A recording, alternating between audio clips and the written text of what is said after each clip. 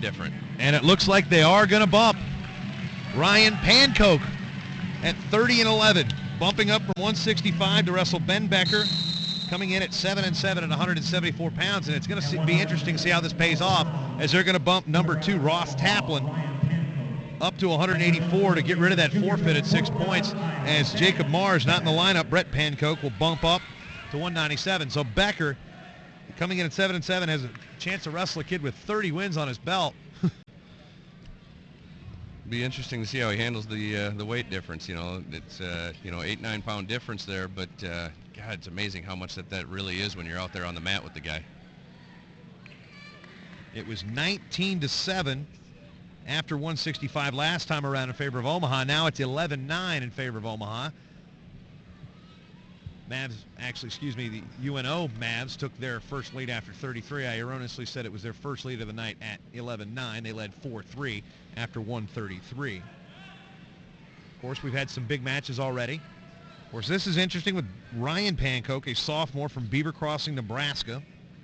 Younger brother of Brent, who wrestles normally at 84. We'll probably see him against Pat Mahan at 97 now, because that's 6 points. He's big.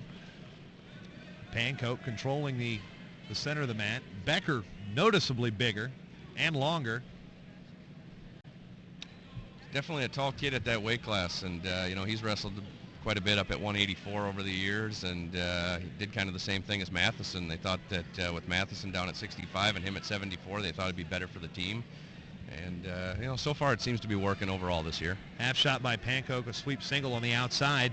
Nothing doing. This has the makings of being a rather sleepy match, if you know what I'm saying, with 1:15 to go here in the first period of action. No score, no riding time, no a whole lot of nothing going on here at 174.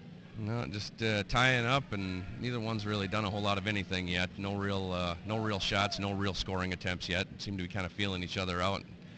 Content with those ties. I can basically throw the rest of the dual meet from the last time they wrestled out the window, because none of the matchups are going to be the same until we get to heavyweight with Brady Wilson and Tony Lewis. Now Becker on an inside single, trying to work up. Trying to trap that arm. Now dumps him over. Stack this up.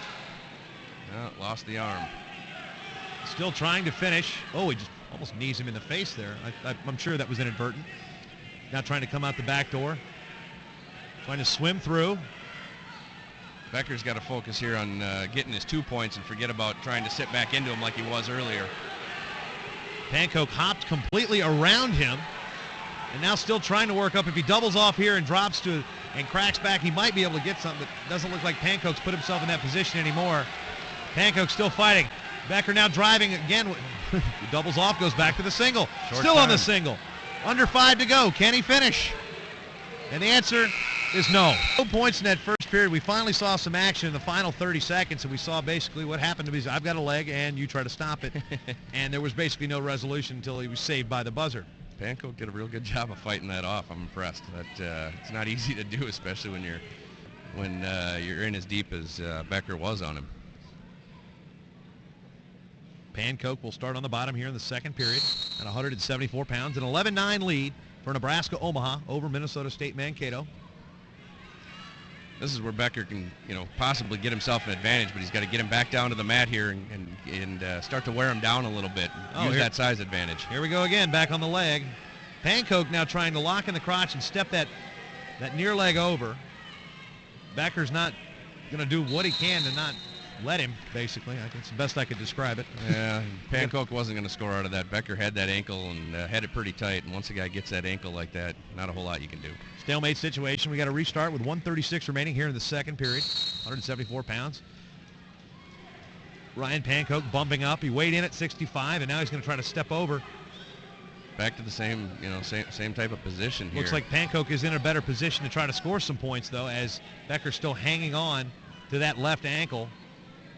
Becker's got to hold on to that and keep his hips kind of moving. And now there's a 2-point reversal awarded. Yeah. Pankoke in control now.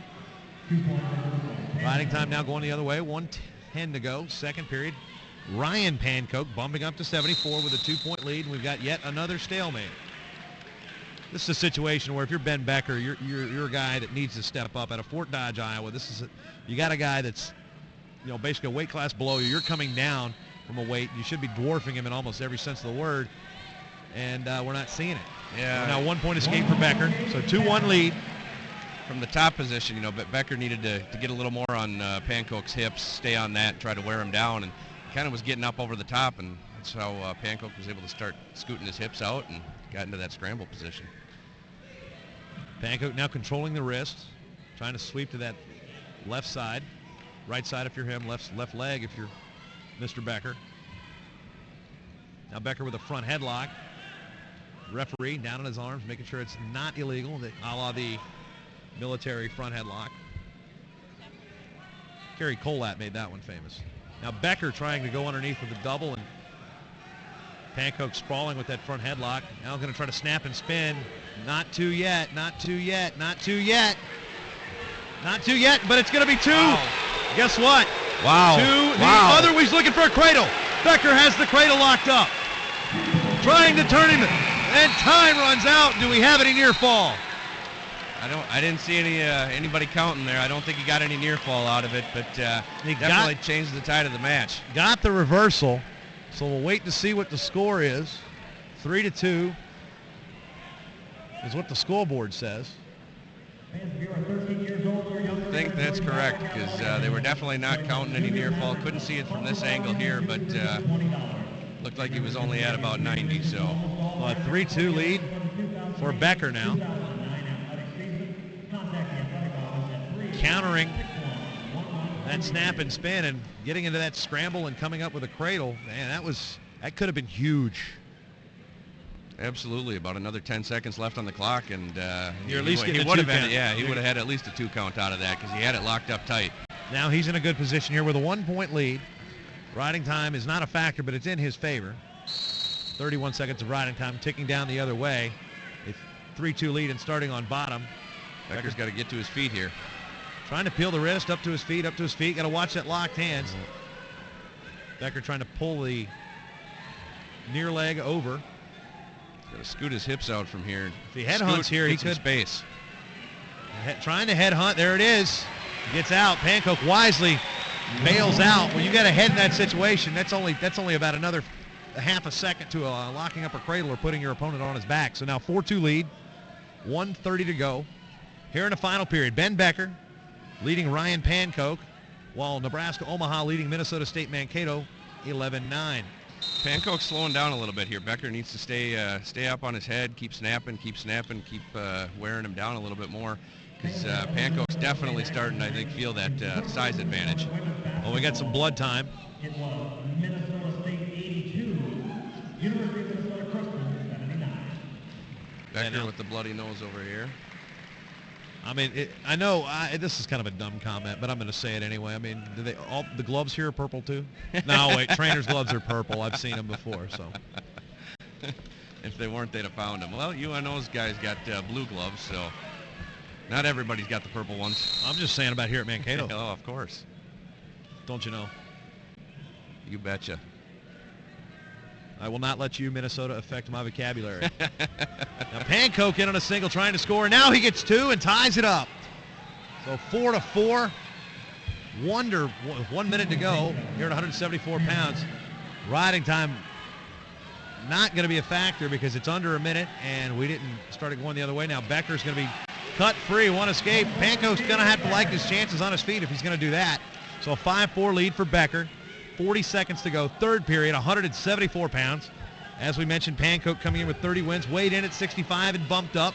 That's because Jacob Mars of UNO, ranked 5th at 197 pounds, did not weigh in. Pankoke's doing a good job getting by Becker's first line of defense, those hands, and Becker's got to do a little bit more here. Now another single for Pankoke. A stall warning on Becker. 17 to go, and now Becker in on a sweep. He's going to try to come through. Nose is bleeding. I don't think they're going to stop it in this situation. Trying to step over. If he can raise his arm over those hips. Fans calling for two. Time, 5, 4 seconds, 3 seconds. 2 and 1, and it's not going to happen. And it's a nice, huge clutch win.